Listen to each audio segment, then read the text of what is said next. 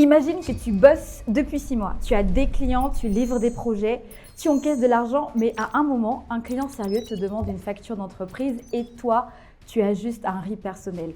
Ou alors, tu veux activer Stripe pour recevoir des paiements en ligne et Stripe te dit non parce que tu viens d'un pays où ils n'acceptent pas les particuliers. Ou encore, tu essaies d'ouvrir un compte business et la banque te répond que sans numéro de société, c'est impossible. Si tu t'es retrouvé dans une de ces situations ou si tu sens que ça va arriver, cette vidéo est faite pour toi.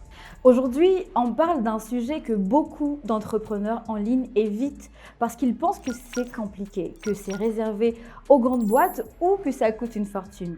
Ce sujet, c'est pourquoi tu dois absolument créer une structure légale pour ton business en ligne. Et je dis dois, pas de vrai, je dis dois. Et tu vas comprendre pourquoi dans les prochaines minutes. Commençons par quelque chose d'important. Quand on parle de structure légale ou société, beaucoup de gens imaginent un bureau avec des avocats, des tonnes de paperasse et une facture de 5 000 €. Ce n'est plus du tout la réalité aujourd'hui. Il existe une structure qui s'appelle la LLC. LLC, ça veut dire Limited Liability Company. En français, on dirait une société à responsabilité limitée. C'est une structure américaine, mais n'importe qui dans le monde peut en créer une. Que tu sois à Dakar, à Lyon, à Hanoï ou à Lagos, tu peux la créer depuis ton ordinateur en 48 heures pour moins de 200 $. C'est moins cher qu'un iPhone reconditionné. Mais avant de te parler de ce que tu gagnes, parlons d'abord de ce que tu perds quand tu n'as pas de structure.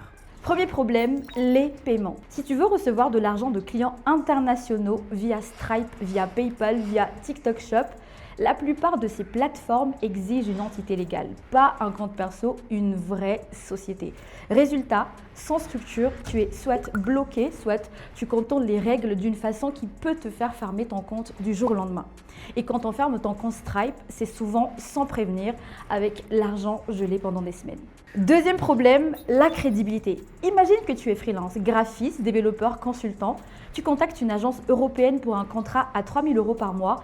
Ils te demandent une facture. Tu envoies quoi? Un document Word avec ton nom et ton IBAN personnel. Ça fait amateur. Une facture au nom de Agentura Consulting LLC avec une adresse professionnelle, un numéro de société et un compte bancaire business. Là, tu parles le même langage qu'eux. Et crois-moi, le langage des affaires, ça se voit tout de suite. Troisième problème, la fiscalité.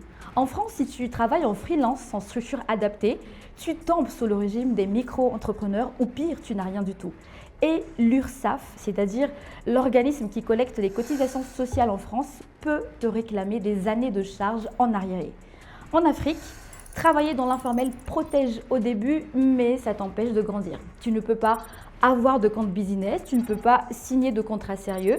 Tu n'existes pas aux yeux des plateformes internationales. En Asie, certains pays ont des contrôles de capitaux, ce qui veut dire que l'État limite la quantité d'argent que tu peux envoyer ou recevoir depuis l'étranger. Une structure américaine te permet par contre de contourner ça légalement. Quatrième problème, et c'est le plus grave, la responsabilité personnelle.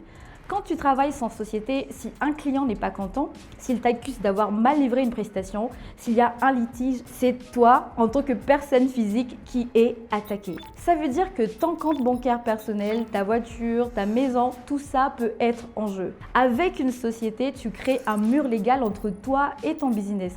C'est ça la responsabilité limitée dans Limited Liability Company. Si le business a un problème, c'est la société qui l'absorbe, pas toi. Maintenant, parlons de ce que tu gagnes. Avec une LLC américaine, tu peux ouvrir un compte bancaire professionnel aux États-Unis. Des fintechs comme Mercury, qui est une fintech américaine pensée pour les entrepreneurs internationaux, ou Wise Business qui te donne un IBAN américain, européen et britannique en même temps. On en parlera en détail dans les vidéos sur les banques. Tu peux activer Stripe, tu peux recevoir des paiements sur PayPal Business, tu peux vendre sur TikTok Shop USA qui est aujourd'hui l'une des plateformes d'e-commerce qui explose le plus.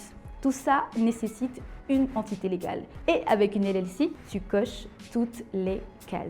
Tu peux aussi faire de l'optimisation fiscale légale parce que les États-Unis ont un système fiscal particulier pour les LLC étrangères et si tu ne vis pas aux États-Unis, tu peux potentiellement ne payer aucun impôt américain sur tes revenus. Ce n'est pas de la fraude, c'est la loi américaine. On appelle ça une Single Member LLC Disregarded Entity. On va expliquer tout ça en détail dans la vidéo sur les impôts. Et enfin, tu gagnes en image. Avoir une société, c'est envoyer un signal fort à tes clients, tes partenaires, tes fournisseurs. Je suis sérieux, je suis là pour durer. Tu peux signer des contrats, émettre des factures légales, accéder à des outils business, des logiciels avec tarifs entreprise, des assurances professionnelles. Et dans cette série de vidéos, on va tout couvrir ensemble. La vidéo suivante, on parle des 5 problèmes concrets que tu vas rencontrer en ligne et comment une structure les résout un par un. Ensuite, on compare les structures disponibles, LLC USA, LTD UK, pour que tu puisses choisir en connaissance de cause. Et après ça, on rentre dans le concret. Comment créer ta LLC étape par étape, même si tu n'as jamais fait ça de ta vie. Et je vais te tenir la main du début à la fin. Pas de jargon sans explication, pas de raccourci, on fait ça ensemble correctement. Et si cette vidéo t'a appris quelque chose, abonne-toi parce que la suite est encore plus concrète. Et si tu as une question sur ta situation personnelle, dans quel pays tu es, quel type de business tu fais, par où commencer, pose-la en commentaire, je lis tout. À tout de suite pour la vidéo 2.